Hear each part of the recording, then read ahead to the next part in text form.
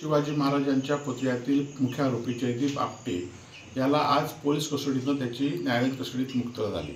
खरं तर गेल्या 9 दिवसापूर्वी जयदीप आपटेला पोलिसांच्या आणि सरकारच्या संगमताने या ठिकाणी अटक झाली होती आणि ही अटक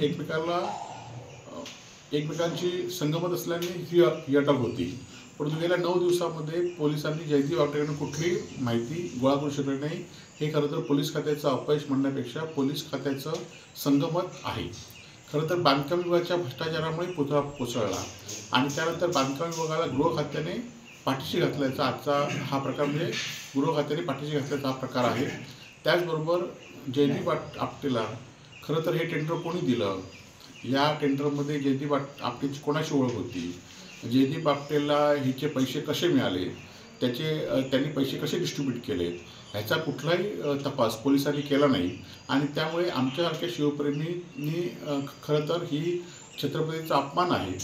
पुतळा पडल्यानंतर हा एक अपमान झाला आणि दुसरा, पोलिसांनी कुठलाही तपास न करता जयदीप आपटेसारख्या आरोपीला पोलिसांनी संगमताने सोडून दिल्यासारखा हा प्रकार आहे। त्यामुळे त्याचा आम्ही तीव्र असा निषेध करतो।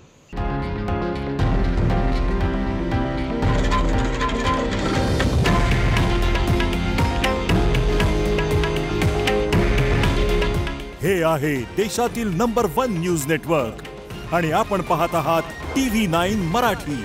काळजी तुमची, हित महाराष्ट्राचं।